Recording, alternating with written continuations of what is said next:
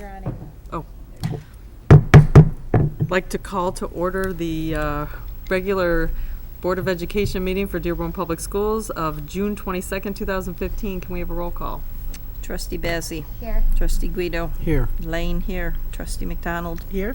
Trustee Mead. Here. Trustee Petchlicoff. Here. President Scholas. Here. Kind of feels like Groundhog's Day. Sorry about that. And I apologize, before we get started, I apologize for running late today. We had another meeting prior to this that was important and something that needed to be taken care of. And so sorry for the 45-minute delay. Next item. Pledge of Allegiance to the flag. President Scholas will lead the Pledge of Allegiance. I pledge allegiance to the flag of the United States of America and to the republic for which it stands, one nation, under God, indivisible, with liberty and justice for all. I'll get you your certificate. I was going to say, do we need to give her a certificate? Go, come and shake all of our hands. certificate. You gotta sign it yourself. Yeah, I have to sign it myself.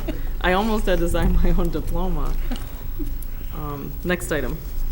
Citizen participation. Citizens. No, we forgot superintendent update. Oh, whew. Already gone, I guess. Okay, let the apologies I flow. thought I had a couple meetings left, but whatever. All right, a couple retirements to announce. Ruth Kazar, Department of Special Education Resource Teacher, 27 and a half years. Denise Elliott, Lori, Computer Teacher, 27 years. Kathy Graham, Lindbergh Secretary, just shy of 27 years. And Sharon Lofta, paraprofessional at Lori, 21 and a third years. And non-agenda items, you did in your board briefs get a report on our focus and priority school report, something that I have to mention publicly to say that we gave those reports to the board. That's all I have. Great. Next item. Citizen participation. Citizens wishing to address the board on agenda and non-agenda items for action who are signed in by 7:10 by submitting a blue card to the secretary may speak at this time. The board may not be in a position to respond to non-agenda items. Therefore, speakers should not anticipate an immediate response to their comments or questions. For the benefit of all concerned, do not mention the names of students or school district employees. Please keep your comments as brief as possible. The board president reserves the right to limit times. This card is from Roger Bartles. He wishes to speak to the board about the supplement, human resources, other severance.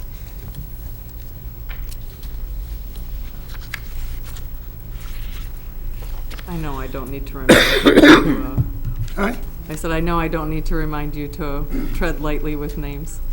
I'm bringing you a document. They want to read. Hi, Roger.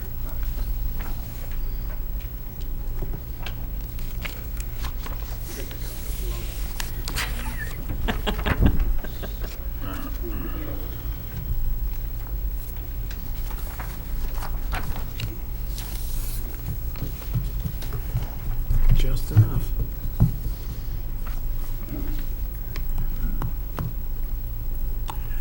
My name is Roger Bartles. I've been an employee of the district for many, many years. I'm here tonight as a citizen and a friend and a co-worker to a person who is on the agenda tonight.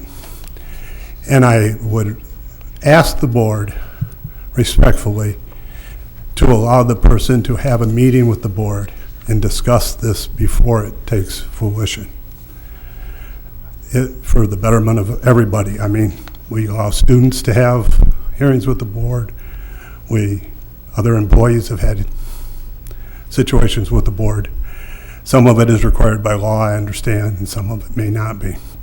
So I'm simply here to ask for your indulgence to table the item until the next meeting and have a meeting, a closed session meeting, where you can discuss this issue. Thank you. Next item. Approval of minutes. Approval of minutes of the following Dearborn Board of Education meetings. Special meeting closed, expulsion, June 8th, 2015, Board Report 14-151. Next, regular P12 meeting, June 8th, 2015, Board Report 14-152. Next, special meeting, open superintendent search, June 9th, 2015, board report 14,153. Fourth, special meeting, open superintendent search, June 11th, 2015, board report 14,154. Finally, special meeting, open superintendent search, June 18th, 2015, board report 14,155. So the recommended action is make any necessary corrections and move approval of these minutes. So moved. Support. Any discussion or corrections? Any dissension? Hearing none, please attach unanimous affirmative vote. Next item. Recognition and acknowledgement. Commendations will be read this evening by Mr. David Mustin of Tenike. Good evening, Board, We'll get you a Superintendent. certificate too. Do I? Yeah, okay, thank you. I'm really excited that everybody came out to hear me read commendations today. No, it was I to am- hear me do the pledge. I know, isn't that impressive? It was so nice of everybody. Our first district commendation is to high school students Kennedy Rankin from Etzel Ford and Heftadine Mashra from Fortson. Both students were named High School Athlete of the Year and awarded the Van Patrick Memorial Award by the Dearborn Recreation and Parks Commission. Commendations to the preschool children, district staff, and community members who participated in the recent Trike-a-thon fundraiser held by the Great Start readiness programs at Cotter, Becker, McCullough, McDonald, Miller, River Oaks, Salina, and Whitmore Bowles. Participants rode trikes.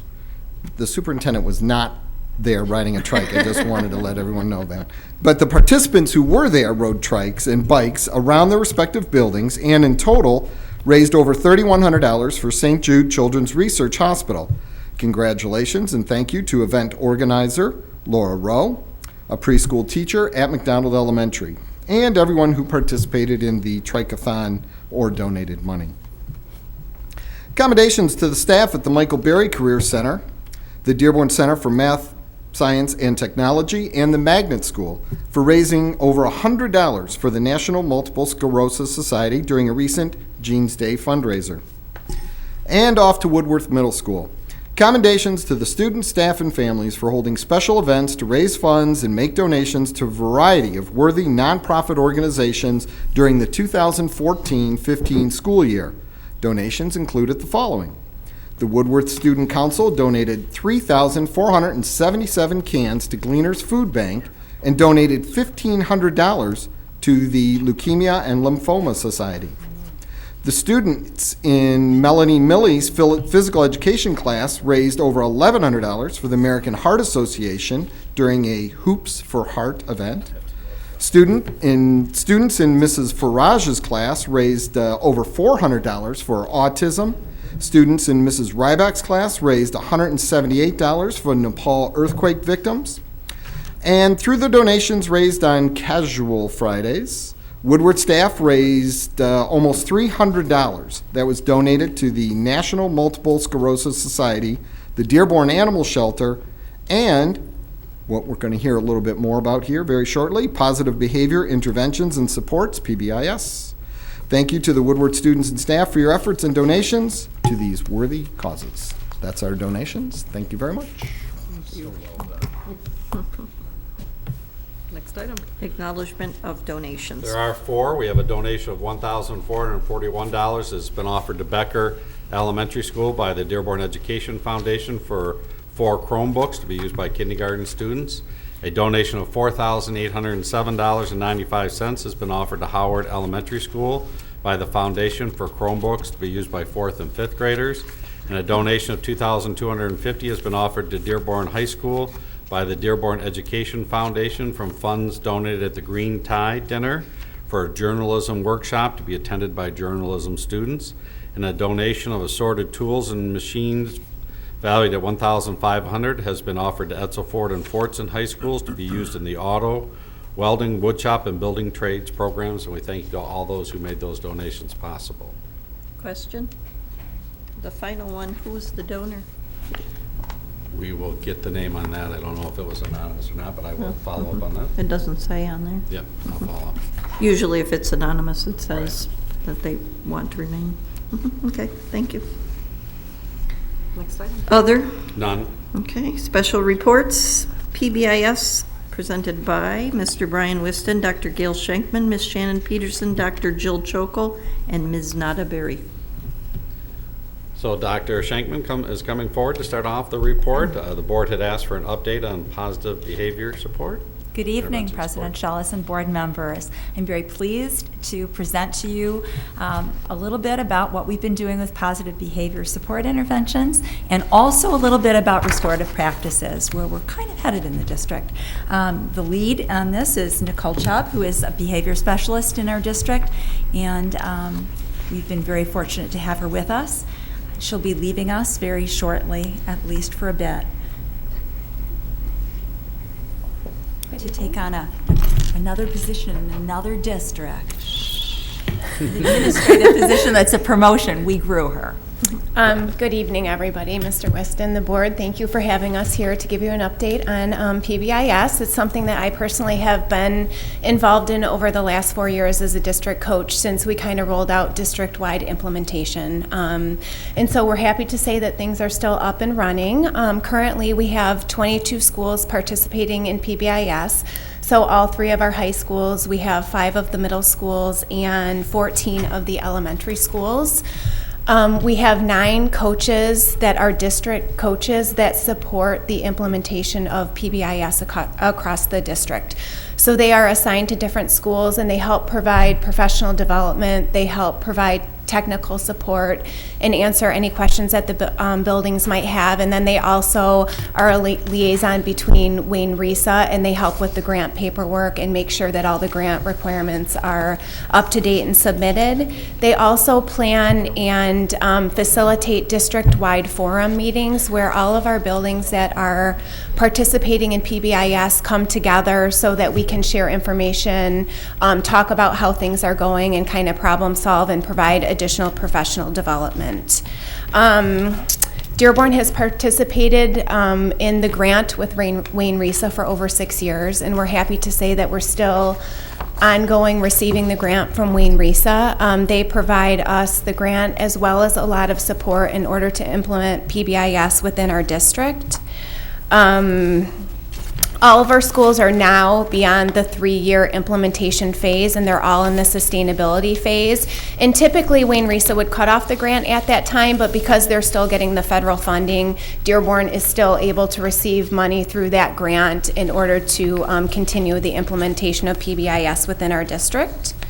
So that's really exciting, and we thank them for everything that they do to support PBIS in Dearborn. I wanted to show you, too much here. Here's some of the data that we have. So our data continues to look really, really good. Overall, a lot of our schools have shown a reduction in suspensions, a reduction in office discipline referrals, a reduction in the number of tardies and absences, and we see less behavior infractions because of the implementation of PBIS. So here's just a little bit of data from some of the districts. Here's Etzel Ford. This is for behavior infractions. Duval, this is for their office discipline referrals. Howard Elementary, their office discipline referrals, and as you can see, the number has decreased each year of implementation. And then here's Fortson's 5-year discipline data, which looks really, really good. And I believe that you also have a copy of this, so you can look at it more closely. Our schools also continue to show an increase of positive behavior by teaching and reinforcing behavioral expectations. So PBIS is a framework, so within that framework, schools can kind of do what they need to do in order to make it fit for their school. So there's a lot of great things going on in all the different schools. So we just added a few of the pictures to show you some of the highlights on things that are going on across the district. The first one was snow. This is the ACE students participating in experiential learning. And then Magnet High students.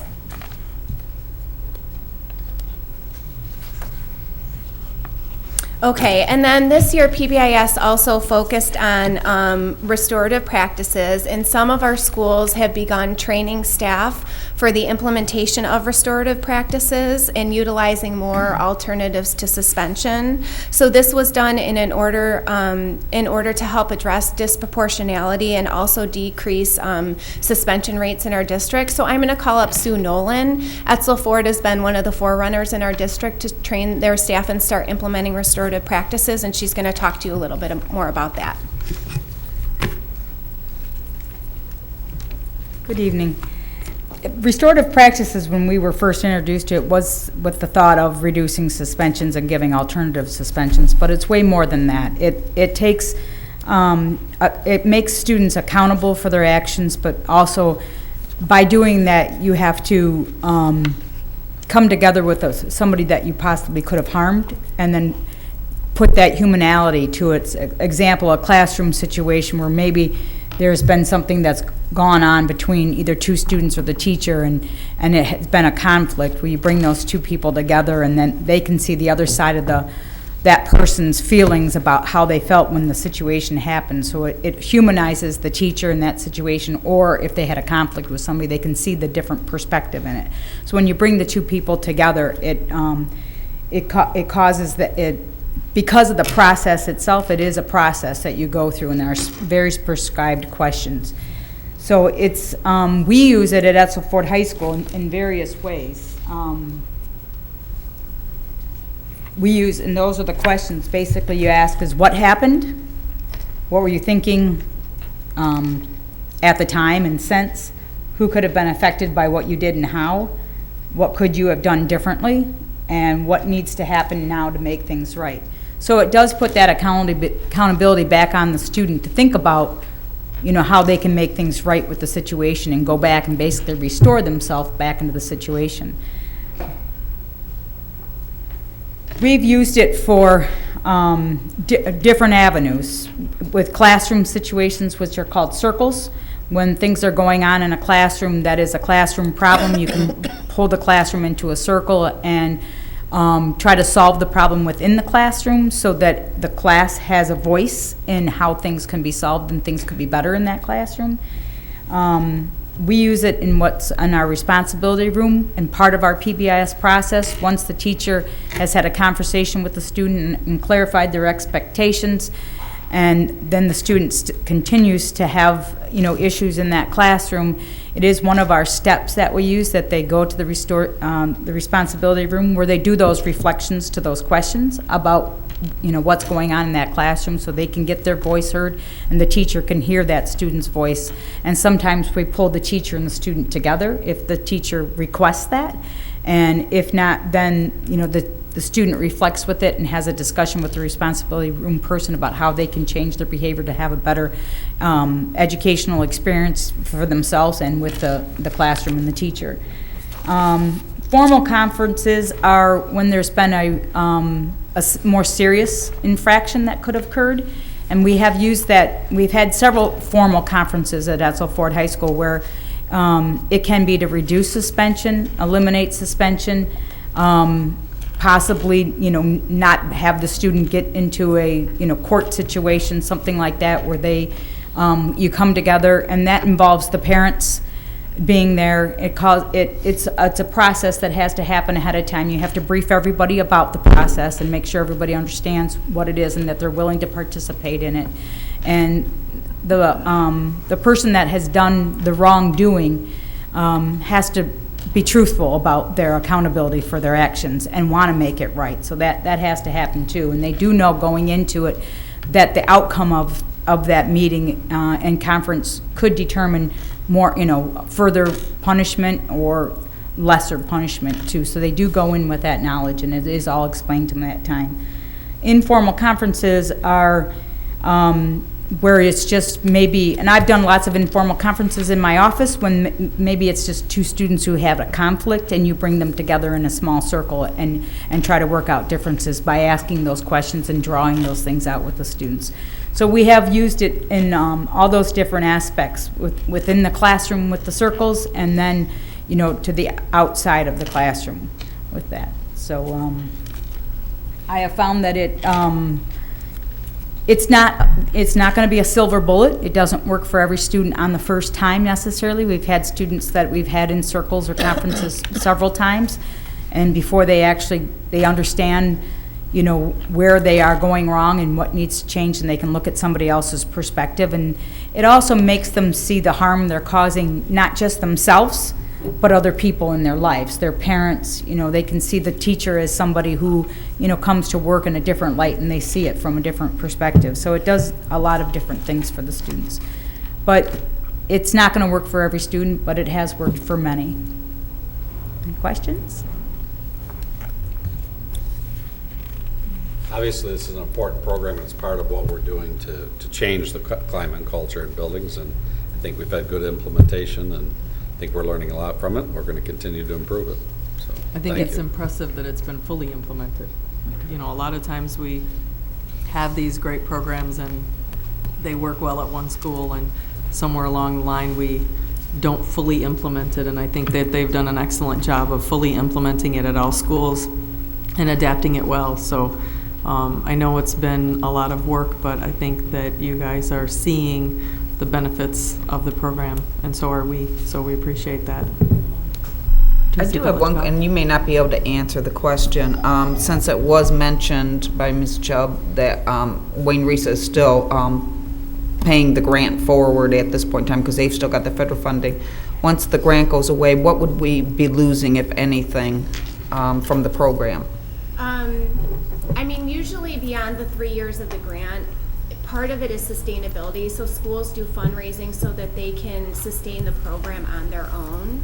So we would be losing the professional development and the support that we get from RISA. But as far as the money goes, typically it would only go 3 years. We've just been lucky that it's gone beyond the 3 years. And after 3 years, what they really want schools to be able to do is self-sustain. So come Correct. up with ideas for fundraising so that they can sustain the program on their own. So is that what we're basically just continuing that with the grant money at this point in time, but we're prepared to be self-sustaining at this point as well? Correct. Well, the big expense is the training. Professional. Right. And so the ongoing expenses is the continued professional development for new teachers or just reinforcement, and then also the rewards for students, right? Well, And some people use the money to purchase materials. Right. So that goes towards it, but yes. But the big bulk of the cost, I think, was in Was the the original initial professional setup, development to right. train all of the teachers and the staff on the program. So it's not, the second 3 years isn't going to cost the same as the first 3 years. Correct. I guess is the point that I'm trying to make. Correct. Okay. There was one more part to our presentation we wanted. This is Anna Shankowski. She's a Hi, social good worker evening. at Fordson High Nice to School. meet you. She brought some students to talk about another portion of PBIS that they're doing within their building. So I wanted to make sure that she got the opportunity to share that with you since they're here. Hi. So again, I'm Anna Shankowski. I am a school social worker at Fordson High School, and one of the programs that I run there, it's kind of, I'm very blessed to be the advisor of it. It's called the Peer-to-Peer Club, and we initially started off as peer mediation only, but it grew over the years, over the last 3 years, and so it changed. It morphed into the Peer-to-Peer Club because we not only do peer mediations. In fact, we do less of those now because the Peer-to-Peer Club has changed its motive. Now, our mission is to basically to encourage students to do positive interventions with each other, and to do that in the whole school climate, and to move that into the community outside of the building. So inside of the peer-to-peer program, we do peer mediation. We do a program called Circle of Friends, which Miriam Shamu and Rana Barrow are going to tell you all a little bit about. I'm real happy they were able to come tonight because I know it's much better to hear from them than from me. I could stand here and tell you about it all day, but it's these guys that do all the magic, right? And then the other program that we do is a little bit of the anti-bullying type of things within the buildings, which we at Fordson are moving from anti-bullying and challenging our kids to take it a step further. Not just anti-bullying and being nice to each other, but actually we're going to start challenging everyone next year from the very beginning of the year to accept each other. And that's harder. Accept each other for who they are and accept yourself for who you are. That's a really hard thing to do. So we're moving the climate. We're going to start doing that at the beginning of the year. I'm very excited about that with this group of kids. So I'm going to step aside and let these guys tell you a little bit about Circle of Friends. Good evening. My name is Miriam Schmoot. I was the president of the peer-to-peer club at Fortson High School. I'm Rana Barrow. I was one of the members, and I did graduate from Fortson High School as well. So we're here to introduce the Circle of Friends at Fortson High School. Circle of Friends is a way to establish friendship and understanding between students with disabilities and their non-disabled peers. Students with disabilities and the friends assigned to them are chosen by a team member that's head of the program. Students who wish to be a friend must go through an all-day training seminar to be qualified. After chosen, the group meets monthly and sometimes even more. The group communicates through texting, through social media. They hang out after school, they eat lunch together, they're just always interacting with each other. One of the friends that we had was very shy, and she didn't know how to interact with students as well as others did. She was really afraid of being made fun of, and she would always talk about that when we had our meetings. And she would mostly rely on us to tell her to she would be like, I have a problem, there's this girl that's bugging me, can you help me out, can you go talk to her, can you bring her down, can you she would mostly put it on us. She wouldn't want to at first because she felt like she didn't have that in her. But now, over the year that we've been with her and over the meetings that we've had, she's so much more confident, and she just if anything, she'll ask us for advice. Nothing big, nothing so dramatic. She would want to be called out of school, out of class, But now she's more into it. She has more friends, and she when she sees us in the hall, we're not just forcibly to be with her. We interact with her, and she's she's really close to us now. So a key point to making this work is that the friends and the advisor communicate about the progress of the student. So we constantly tell our advisor, how she's doing, if there's any issues or if there's any problems that need to be addressed, and then the advisor will talk to the student. Well, the bonds created between us are much stronger than anybody really expected. We don't look at her as somebody that needs help anymore. We look at her more like a sister. Before it was just okay, we needed to help somebody. Now it's more I want to hang out with her. She's my friend. So, any questions? It's very nice of you guys to be here tonight to share your experiences with us. Thank you for having us. I think it's an important area. I know just very little from reading international news. Truth and reconciliation is very important. I appreciate that with the programs, all of the different programs that you've implemented, victim statements and moving people from categories to regular people. So it's great work that you're doing, and I really appreciate it on behalf of everybody in our district. I think you make us a better place. Thank you. Thank you. And I think as well that what you're expressing is that you received just as much as you gave in this relationship. So it's important for all the students to look at this not as something that's a duty or an obligation, but something that they'll get something back out of. Besides helping another individual, you'll take something away from it personally as well. Yeah, we really did. So if Miss Barrow graduated from Fordson, congratulations. Thank you. What are you going to be doing in September? I'm going. Oh, you both did? Yeah. Well, congratulations to both of you. Thank you. What are you going to do then afterwards? I'm going to U of M Dearborn, and she's going to Michigan State. Yeah. Excellent, great. Best friends, but rivalry. Thank you.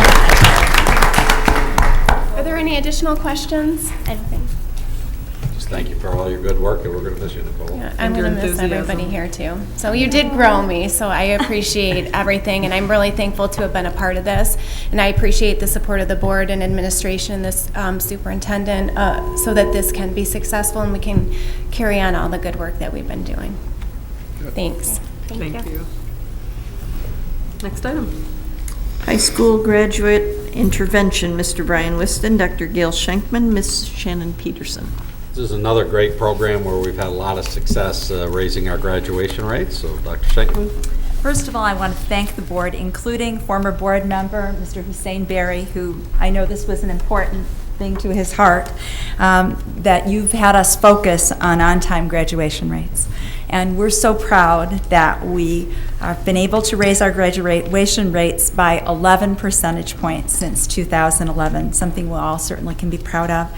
Besides the ASAP credit recovery program that we do after school in all of our high schools, and of course our Magnet High School, Freshman Academy, and other sort of things that we do every day, a really important piece of making it happen are our graduation intervention specialists. They work as parents at school with both the students and the teachers and administration to get kids back on track. That is their sole responsibility, and I think we owe them a huge debt of thanks. So it's my pleasure to introduce Chuck Silver from Fordson High School, Chris Miner from Dearborn High School, and Kareem Naimi from Etzel Ford High School. Thank you. Good evening. Thank you for sharing time with us. We're always kind of excited to be here because we really feel like things have really gone very well in the 4 years since we've had this program. And there's lots to be thankful for and lots to be proud of. Dr. Shankman referenced the increase in 11 points in our percentage points in our graduation rate since 2011.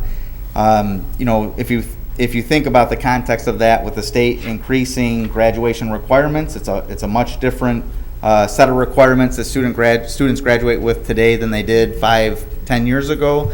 I think that says a lot about the direction that our district continues to head in, that we set the standard for a district our size, a suburban district, and so I think there's lots to be proud of. For those of you that haven't had the pleasure of hearing us before, I know there's a couple of people that are new to the board. We have a variety of functions in the building. Of course, we work within much larger teams, counselors, administrators, support staff, teachers, a variety of people that we work in conjunction with. But we take care of a variety of functions of the district, like the transcript audit at the end of the school year, to make sure that the diploma that we give students really does say that they met all the requirements that the state and the district says that they were supposed to meet. We work in conjunction but largely run the enrollment process for summer school and our after-school credit recovery programs. And as Dr. Schenkman referenced, we spend the majority of our time kind of watching kids and tracking and identifying and looking for problem areas so that we can address them throughout the year. There's kind of sometimes I think a myth in a district our size that if a kid doesn't fit in the school system that they can just disappear and wander away. But I can assure you in our district, we spend a lot of days along with our counselors and support staff losing sleep over kids that slip away from us or look like they might slip away from us. And I don't think that can be said in a lot of large districts in the country or even in the state. So we take that role very, very seriously. The other, I think, piece of good news that we wanted to share with you tonight is not only are our four-year graduation rates really, in extremely good shape and certainly improving going forward, but the trend, based on what we see with our sophomore class, our junior class, continues to suggest that this is only the start of even better things to come. Our sophomores and juniors are in better shape in terms of their progress towards graduation than years before, and that continues to give us a head start for what we're trying to do. And really, I think the best part for us is it gives us an opportunity to really focus on areas of need. When you're already kind of 3 steps ahead of where you used to be, you really can look at where kids are really struggling with or those particular groups of kids that might not be fitting in and really help solve those problems. So, we're excited about where this is headed and where we've been. And we're excited to keep working on making this even a better situation for our kids. But we also wanted to take a moment and just thank you, all of you, the board, superintendent, administration, for the continued support. We see it in our day-to-day jobs. I know Mr. Whiston had in his 8-point graduation plan that administrators would have it in their evaluations graduation rates, and he did that. I think in that report it talks about accountability, wanting administrators to be all in for that. And I can tell you, we see the evidence of that all the time. So to be in a district where from number 1 down, this has been a priority, I think our families see the effects of that. I think they feel the support. I think they see that we take this very seriously, and as a result, I think our district's in great shape. Any questions? Those are great statistics. Thank you. You do have stats in front of you in terms Yeah. of cohorts. That really is amazing progress. Trustee It's McDonald? extremely impressive, and I just have to say I commend the work that you do. And I think it is very important because in a district this size, we're not letting any kids fall through the crack, and it's thanks to the work that you do. And I appreciate it, and I've worked with some of you personally, so thanks for, and I know how hard you work, and it makes a difference in students' lives every day. It really does. So thank you. Trustee Lane? Besides that, I'd like to thank you. I noticed at least a couple of you, 2 out of 3. I don't remember if Chris was at graduation, but I was really impressed to see you at graduation. I thank you for your work. I think also you're doing a public good when you're saving our whole society money by retrieving kids that could have been lost. I just read today a statistic that 60% of the jobs, at least 60% of the jobs in our country require post-secondary training of some sort or another. Weaver, hand shoemaker, PhD, whatever, but high school isn't enough. And while you can go back and get a GED, it's much harder. And I know it's a real burden on a lot of people. I said a lot of times at the magnet graduation that I had a couple of relatives who dropped out, and it was a source of great, great shame to them. So I'm really glad that you retrieve kids because you're really saving everybody money by doing that, and you're really saving their future. So I don't know if you feel like it's a mission, but I do, and your mission is successful so far. Thank you. Trustee Butler-Scott? I know when I was last on the board, we had just started this program. And at that time, because it was so new and unfamiliar, that there was some resistance possibly in the high schools from the students and whatnot to move forward right away, get on board with getting caught up as quickly as I know that we've been pushing them to stay on track. Can I assume now that everybody's comfortable with this, that we have a much easier time of encouraging these students to stay focused and to follow your lead when it comes to moving forward for their graduation success? Well, I wish I could say kids were dancing their way into summer school. But If I they think were, you would be more. I think we would be worried for sure. No, I think the culture in our district is one where it used to be when we started that we would really spend significant amounts of time tracking kids down to get them into these programs, and now I think our phones ring more than we ring them out, so to speak. I think parents know, kids know. They're calling us, what do I have to do? That culture changes, and and again, the support staffs that we work with and the number of people that are involved in promoting that message. And I'd like to take all the credit, but really, truthfully, we're really part of a much larger team that says Certainly. this whole culture has to change.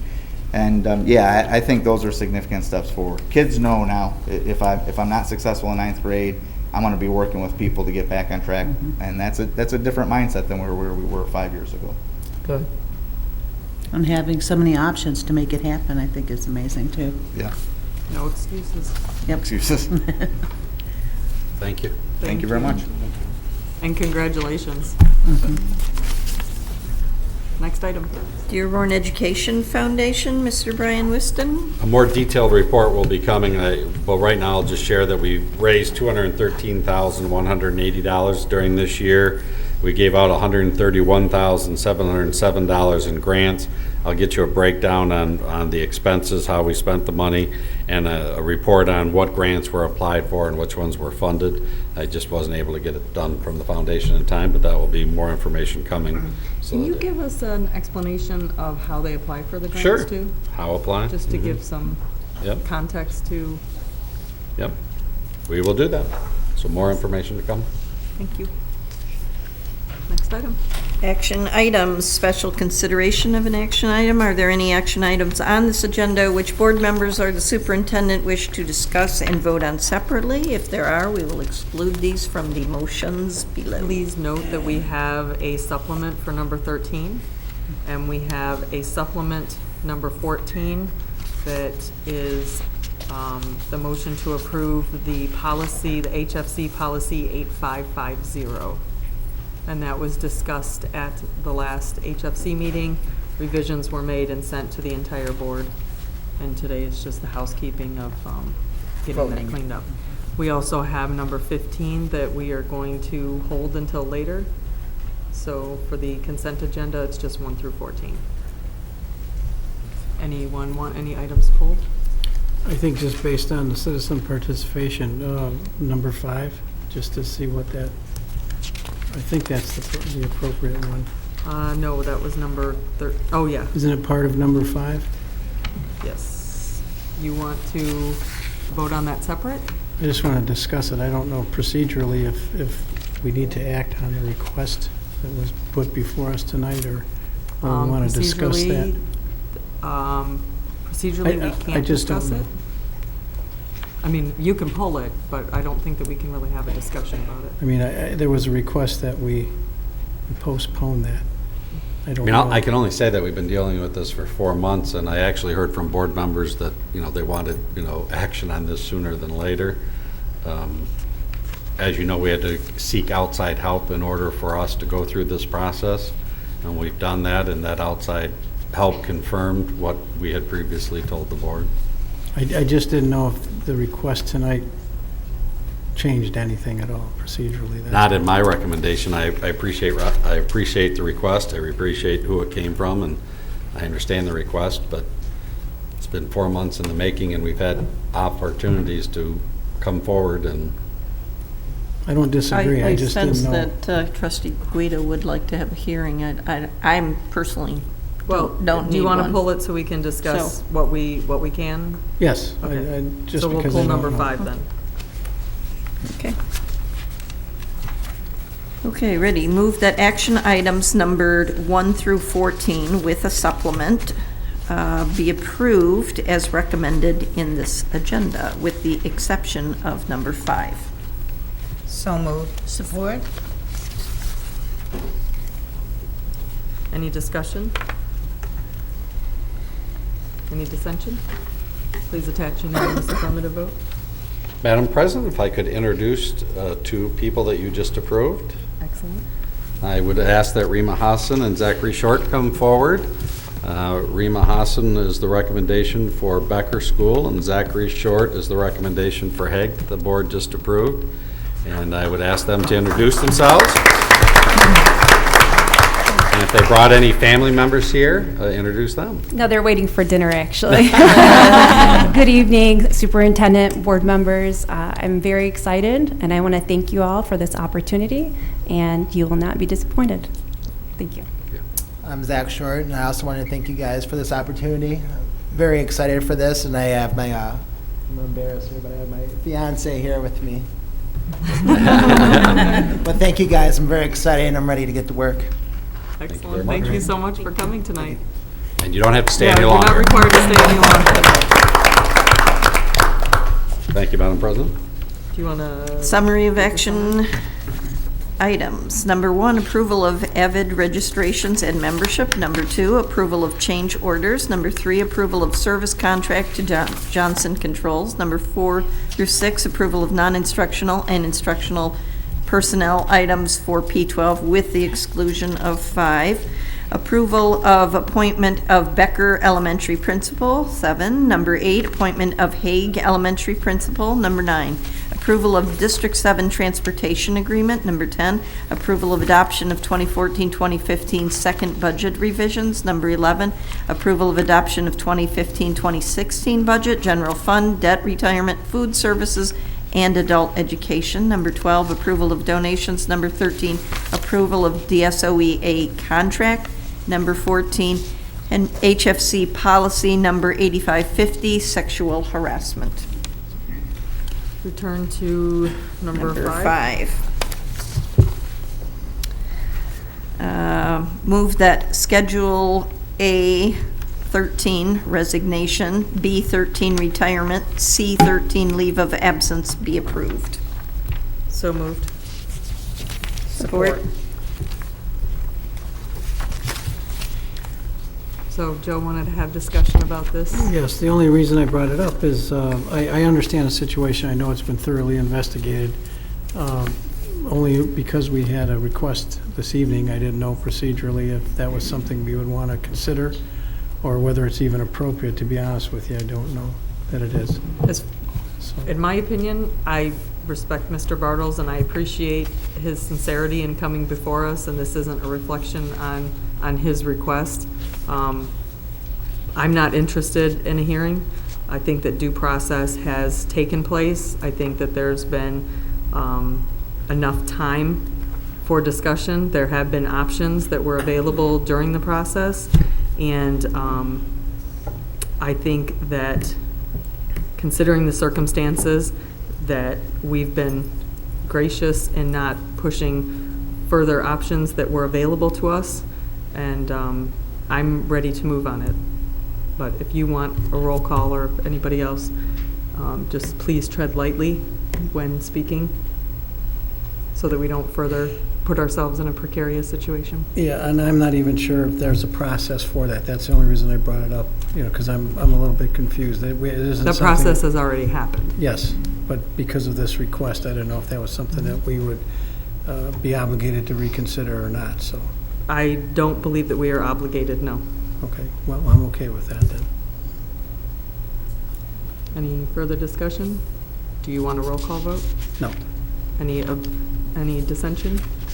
Please attach unanimous affirmative vote. Okay. Next item. Discussion item, 30-minute time limits. Selection of superintendent of schools by the Board of Education. 30-minute time limit? Who put that on there? That's just normal discussion, but you can extend it if you I'm want. just teasing. This has been quite a process. I think I've seen all of you more than I've seen my family these last few weeks. So I appreciate everybody's patience, and there are several members in the audience that we saw at every single event, meeting, whatever you want to call them, that we've had. And so I just want to say that I do appreciate the interest that the public has paid in this process. We've gotten a lot of feedback on many different fronts since the process started, and it is all appreciated. I think that for the public and for the board, it's very important that this is an open and transparent process, and I'm proud of the board that we have done exactly what we said we were going to do, and that's to find the next superintendent and to let everybody be a part of that process that wanted to be.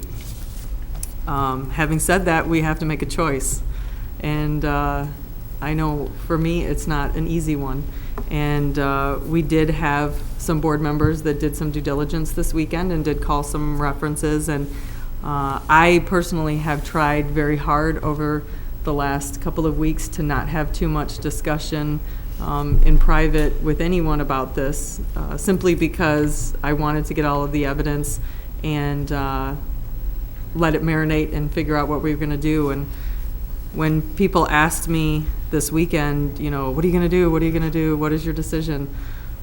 This is what, Joe, our 6th superintendent / college president search that we've done.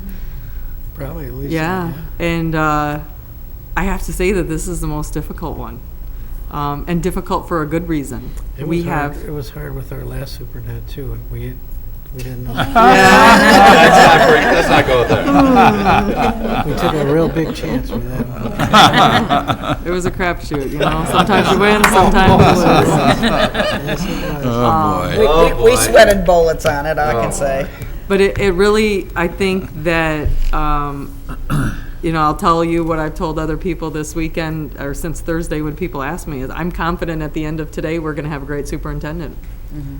And I really believe that, and it made my weekend easier and harder at the same time, because it is not, in my mind, it's not cut and dry. I think that we have 2 very viable candidates, and that says a lot about our district. It says a lot about the process and what we have to offer a candidate as well. And so that has a lot to do with the 7 people that are sitting here, including the superintendent.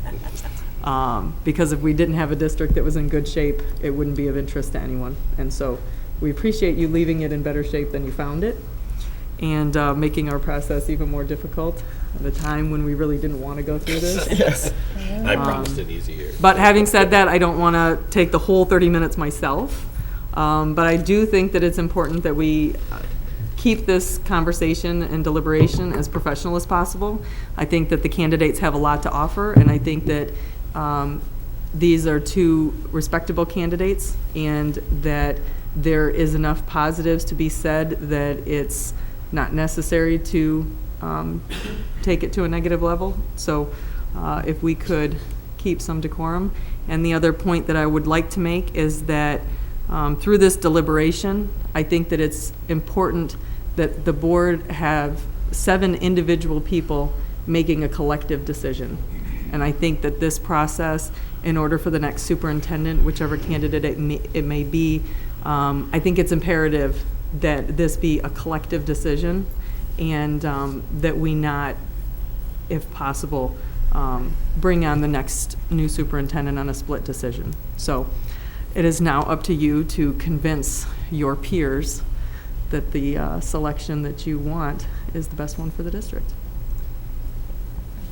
Trustee Bessie. I had the opportunity to speak with a number of people since our last meeting. I was able to speak with references, and I agree. I think we have 2 excellent candidates, and they would both, I think, serve us very well. I want to start with Dr. Maleko and go over some of the comments that people made, and I'll be as brief as possible. Kind of was looking for some trigger words, and some of the things that people said to me about Dr. Maleko, why he would be the perfect person for the superintendent position. One word that was used was continuity.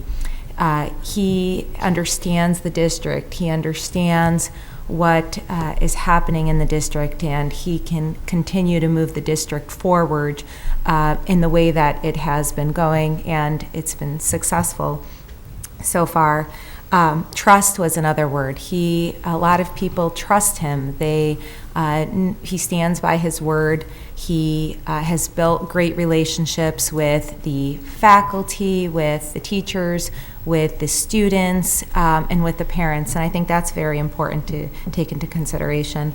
And above all, once again, he understands the district. He understands the community that he's working with. He's worked within the community. He's risen from a teacher to his current position within the district, and so he has an understanding of the different areas of the district. And those were some of the main things that people told me about why he would be a great candidate for the next superintendent position. And I want to note that one thing he kept saying in his interviews was, it's all about the children, it's all about the students, and people were giving me examples of how he was able to bring students into problem solving, into situations, and they were part of the problem solving process. And so I thought that was a great thing, and it kind of echoed what he had stated during his interviews. Now I'm going to go on to Dr. Van Wagner, and some of the comments that I got for Dr. Van Wagner is he was very creative when he took on a problem in terms of thinking out of the box and being able to get solutions to those problems.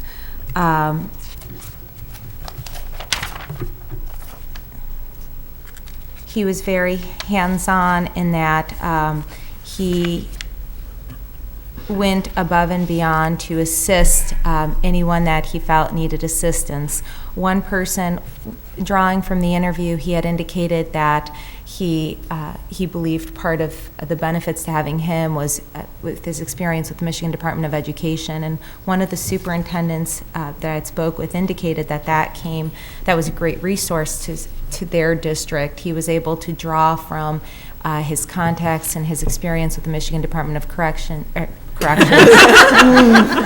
not at work anymore. I know, I gotta leave. It's been a long day. It's been a long 4 Michigan weeks. Department of Education, and bring those resources that he knew were available to districts and give them opportunities they otherwise would not have had. And some of the other terms they used to describe him were a visionary, and he understood the big picture. I want to say both candidates, just about everyone I talked to, talked about both candidates being collaborative. They were great at working with everybody, and they were very easy to talk to, very easy to get along with, and they're just, all in all, I think they're 2 wonderful candidates. I've heard some great things from the other, I guess, I can't even say the word anymore. I've been fasting for a very long time. It's an hour away from the references, but I know some other board members have spoken with references, and I'll let them talk. All right, we're going to probably sound like parrots here repeating for the most part. I also heard, I'll start with Dr. Maleko, and I also heard over and over again about his understanding being part of the community, that he's been here from day one, and he really has a good feel for the community from the staff and the parents and the school district as a whole, and that he would continue on with the programs that they feel are quite successful and want to make sure are protected, and that we continue to go in the direction we've started under Mr. Whiston's vision. That being said, they also like the familiarity and the security of somebody who they know and feel comfortable going to. He's approachable. Respect was a huge, trust was a huge concept that was repeated over and over again from the community members. So they are very comfortable with moving forward with Dr. Maleko. Dr. Flanagan, Dr. Von Wagner. We're all having a bad I'm day. sorry. I don't feel so That's bad the top now. name on my list. Dr. Von Wagner got the same words. He's current, he's innovative, he's visionary, he's creative. One of the things that impressed me was not only about his time during his Michigan Department of Education career. I was told that he moved up very quickly in his positions there because he was able to produce results, and that he was able to build strong relationships and teams in order to produce that. That he was. He also brings to the table multiple lenses, is what I was being told, because he has worked throughout the state with a variety of programs during his time at the Michigan Department of Education, and that he has seen a lot of, he's been exposed to a lot of different programs and attitudes across the state because of that. They say that he has, what you see is what you get. He's very genuine, he's very easygoing, he has emotional intelligence, he understands how to read people, he doesn't make decisions in isolation, that he believes in the buy-in of a shared vision, and that he also doesn't believe in pushing people past what he thinks their comfort level is, that he doesn't believe in moving too fast for people, especially when it comes to change, and that he knows that he needs to get people to be understanding of whatever changes he's looking for. And he's had to do a lot of things through the Michigan Department of Education and through the ISD that he's currently working for to bring change to school districts. And so he's learned how to work within a system of people who may be slow to change, resistant to change, and he has brought about change each and every time, and everybody spoke very highly of the fact that he was always able to bring the results about, and he's done it in a way that was respectful and in a way that everybody could buy into it. So those were the two basic impressions I got. My turn. It's going to, like you said, it's going to be a lot of duplication. But for Dr. John Von Wagner, I interviewed 7 people out of 9 that were assigned to me, and these are kind of their common comments. All agreed that John has the skills to be a superintendent. He is knowledgeable, inclusive, meaning he works well with others, has a broad vision for the educational needs of kids, and is highly networked within the state. He is creative. For example, implemented the dual enrollment and early college programs for many small school districts. This is frequently noted as one of his major accomplishments, as high school kids in these small districts are not inclined to attend college. He is perceived as a mentor for district superintendents and principals. Administrators in these positions praise John for identifying strong programs for kids and showing these administrators how to initiate the programs for their students, get state assistance, and sustain the programs. John is a collaborator. He's not an authoritarian. He is a hard worker and does not just suggest, but works with his mentees. He uses relevant data in creating programs and services for students. Kids are the focal point of his endeavors. He is approachable. He is open-minded. He works effectively with stakeholders. He is effective in gaining grants for new programs. He has developed many budgets at the state level as well as at the local level. He is very frugal and implements valuable projects with limited funding. He is decisive, but open-minded to other opinions. Now for Dr. Glenn Maleko, I was able to contact 11 out of 14 people. And this is kind of the consistent message from all interviewed. Glenn has a great personality. That is, he respects others, he is open-minded, he leads, he listens, he speaks clearly, he makes others feel comfortable in his presence, he is cordial, he treats all equally, he is friendly, humble, and empathic. Glenn has moved through the ranks from teacher to principal to central office and has been mentored for the role of superintendent. He can do the job. Glenn is focused on the education of students. Glenn is strongly supported by all those interviewed, and they commonly indicated that the community supports him and favors him as the next superintendent. Glenn serves in the community and is a Rotarian and is well respected by the service people in the community. Glenn has championed the use of technology as a tool to enhance learning for students. Glenn has strong union support as he has been intimately involved in the bargaining process and has assisted in the development of agreed-upon contract language. Glenn knows the educational needs of the students of this district. Glenn has demonstrated his ability to work with all groups in our diversified district. He is supported across the district. Glenn delegates responsibilities to his staff. He trusts his staff.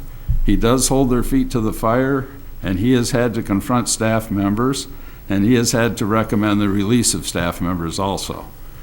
He is a strong administrator and is highly respected by his staff members. One interviewee said that Glenn is, quote, firm and fair, end quote. 11, Glenn is a strong communicator with all and especially with parents. It is recognized that Glenn wants to add $500,000 a year to the fund balance. Since the district's budget is 87% salaries and benefits, Glenn knows the total budget well with his perspective as an HR director. He knows that this goal will require new revenue as well as a careful look at programs and staffing. Some commented that Glenn has a mentor who is the state superintendent, and this fact should be considered strongly.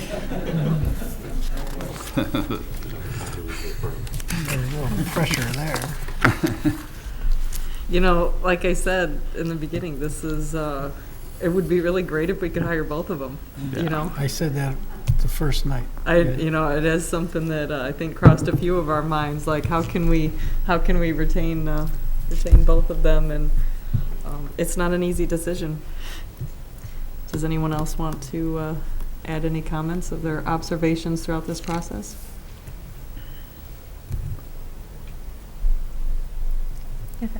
Go ahead. If I can, I spoke a little bit about what I heard from people, and I do think they're both excellent candidates. There were concerns about, who would be able to, I guess, it's a large district, there's a lot of schools, and I truly believe either one of them could and would be able to work proactively and collaboratively with all the schools in our district. I think that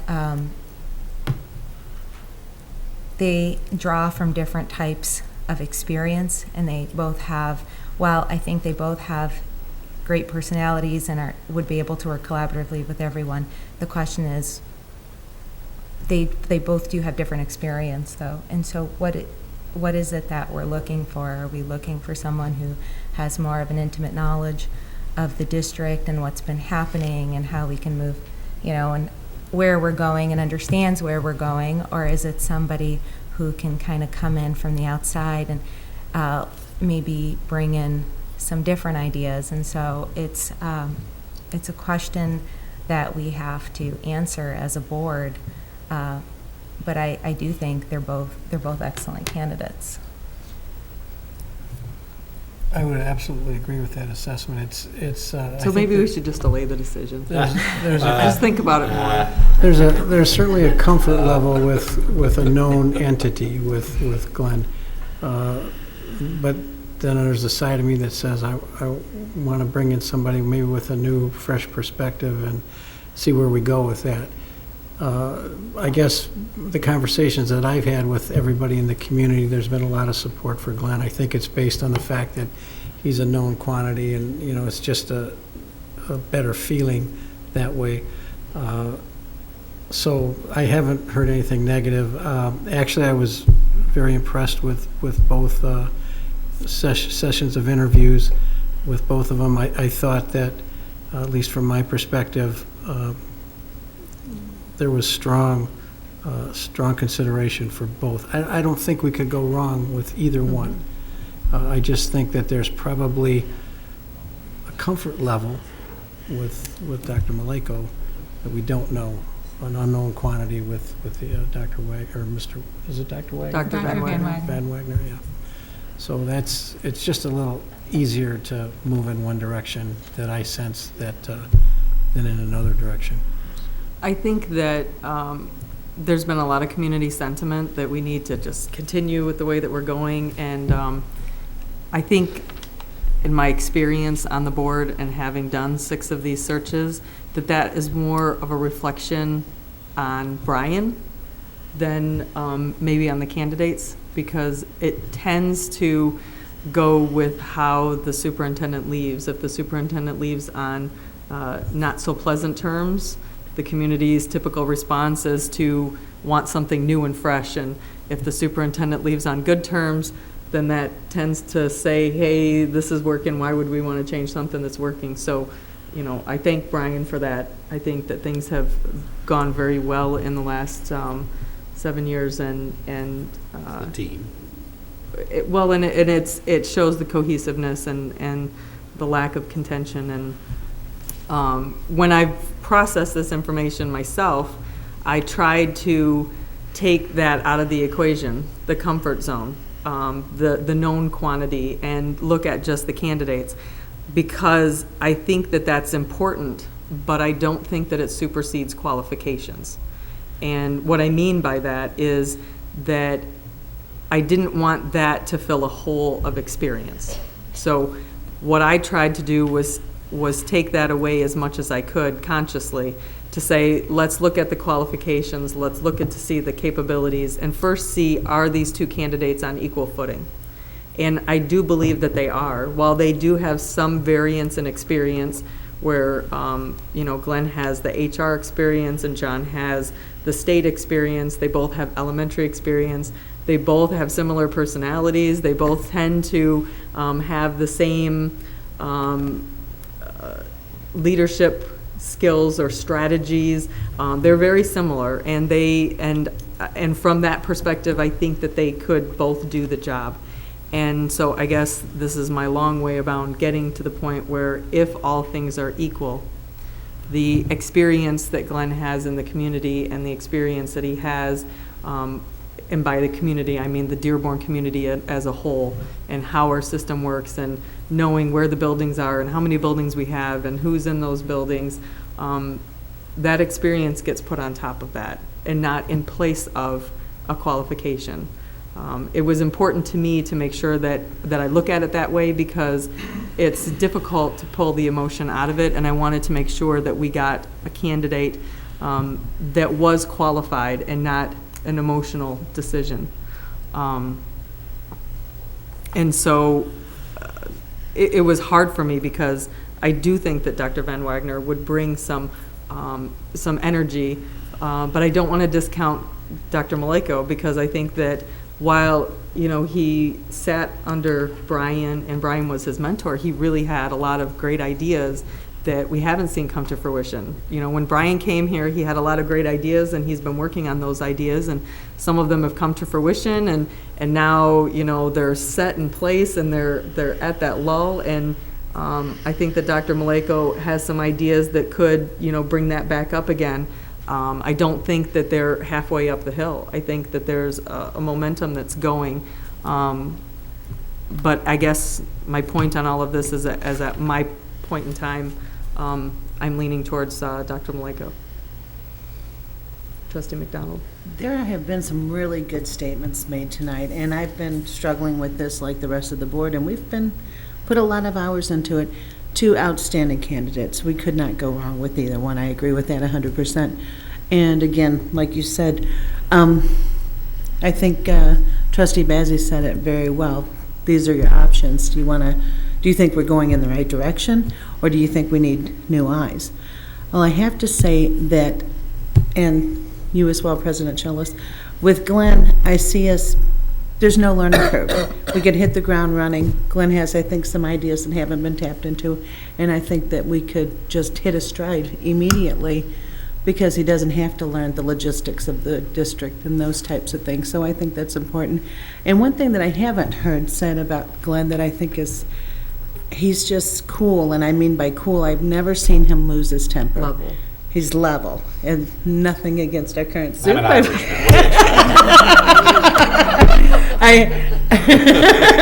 I've seen you get a little heated in certain circumstances, and I know that's I part kinda of like our not saying, I knowing gotta what's love gonna you. come out. That's true, isn't it? And it keeps us hopping, and I enjoy it, and it's part of your personality, but I have just never seen him get ruffled. I've seen very... Well, he hasn't been in the hot seat yet. That's true. Well, he has in other situations, but I think that's a quality that has to be mentioned as well, because there's a lot of things in the district can get you fired up, and I think it's important to remain level and calm. And Does Mary want to add anything to the conversation? You've been kind of quiet well, over it's a photo finish as far as I'm concerned. Yeah. So, Well put. I mean, I'd like to have Kodak come in and tell me which one. And Sure would have you know, made it easier. Yeah, well, we could have either of these gentlemen as superintendents, so I'm struggling. Well, I did pass along a motion, and there were 6 copies, so I don't have one in front of me. Otherwise, I would make a motion at this point, but I What just about don't have it. Trustee Mead, we have it, or Trustee I just wanted to Petchlokoff? say that I agree with everybody here that they're 2 wonderful candidates, but I'm going to give the advantage to the person who is internal, simply because they are even. And the internal candidate really does understand our community and has shown everybody in the community that he has made special efforts to understand everybody in the community. So I am more interested in Dr. Maleko being the next superintendent. Then I would like, go ahead. I'd like to make a motion. Oh, okay. Oh, did you want to? That's what I was getting ready to do, but it's fine. Go ahead. Okay. I'd like to move that the Board of Education approve Dr. Glenn Maleko for the selection for appointment of Superintendent of Dearborn Public Schools, effective July 1st, 2015, contingent upon successful contract of employment. Support. I believe that we would need a roll call for this, just to be... I don't think we need it, but I think we're going to have it. Miriam Bezzi. Yes. Joseph Guido. Yes. Mary Lane, yes. Roxanne McDonald. Yes. Michael Mead. Yes. Mary Petchlokoff. Yes. President Scholz. Yes. I would like to note to Dr. Van Wagner that we will have an opening in our HR office. Absolutely. Absolutely. Dr. Beaumont.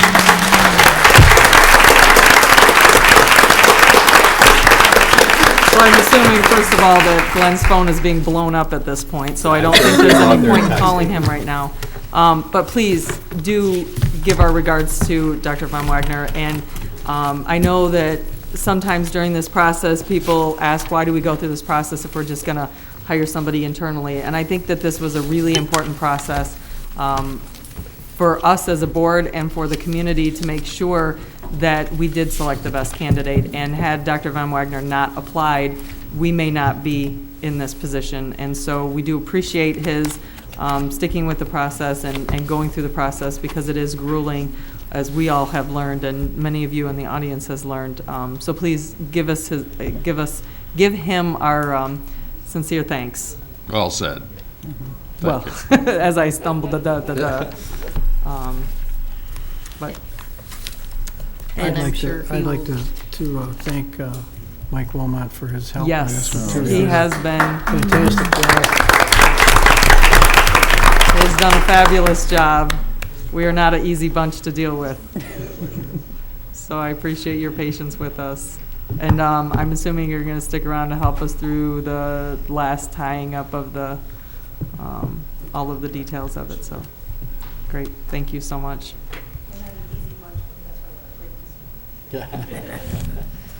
Okay, so next item. If you need to step away, you are more than welcome to do so. I think I have 19 minutes. Okay. Acknowledgement of correspondence. I believe we have some at our desk. Don't know, or I have some No, at my you were the desk. only one, yeah. Oh, lucky me. Well, if there are anything that the rest of the board needs, I will give them to Dawn. I don't know what they are. They don't have return addresses on them, so. Next item. Board of Education business, board member committee, and organization reports. I think the only committee that has met is the Superintendent Search Committee, and we've all been there. Yes, we have. Next item. Board member commentary. I feel relieved. It was a good choice. I would like to say something. Go ahead. I just want to say what a great team that we've been. I've got to give ourselves some kudos because we've put in a lot of hours. We didn't always see eye to eye. We've worked hard, and Mike, under your direction, you've helped us a lot. We've learned a lot about how the process works, and I think that I have to say this community has a great dedicated bunch of folks on their Board of Education, and I just have to give you all and myself a little pat on the back. And on that note, I do want to say thanks to Brian, because he could have bailed on us, a couple of months ago, and he stuck it out and has been doing double duty, and it's not easy. And it's not easy to be sitting here in the, when we're right in the middle of the process. But I appreciate it. And he kept calm. But it really is important that we didn't have an interim, because the interim can sometimes cause more disruption than just trying to get through the process. And so I sincerely appreciate you sticking through and making sure that, everything was handed off appropriately. It's a great board, and I love working with you. So it was easy to stay. Next item. Requests for information and/or future agenda items. I don't want any more information for at least a week or two. I do have I still have oil report on the foundation. Yes. Next item. You can take it. Superintendent's reports, personal commentary. I just did want to thank the board for going through this process, and I know it's been a very open process, a very grueling process, very time-consuming. And I know we had kind of promised an easy year, and we ruined that right off with all these extra meetings. So I did want to say kudos to the board for all your hard work and dedication. I don't think people out there understand the number of hours and commitment you made to put in to make the right decision. So thank you to the board, and appreciate all your good work. Thank you. Still Thank made you. it to all the graduations. I have a comment, too. Comment. Just a quick one. I'd like to thank President Chellis for guiding us through this process. Absolutely. You've done a Yes. great job. Thank you. And kept me in line, because my mind wanders from time to time. And I do appreciate that. You've done a great job this year. Yes. Yes. Absolutely. Agreed. That's it? Next item. Other None? future meeting dates. Monday, July 13th, 2015, P12 Board of Education meeting, 7 p.m. at the Administrative Service Center in the Frank Franchi Boardroom. Monday, July 20, 2015, HFC meeting, 7 p.m. at the Andrew Mazzara Services and Conference Center in the Rosenau Boardroom, Henry Ford College. Monday, August 17th, 2015, HFC meeting, 7 p.m. at the Andrew Mazzara Services and Conference Center in the Rosenau Boardroom, Henry Ford College. And Monday, August 24th, 2015, P12 Board of Education meeting, 7 o'clock p.m. at the Administrative Service Center in the Frank Franchi Boardroom. We are adjourned.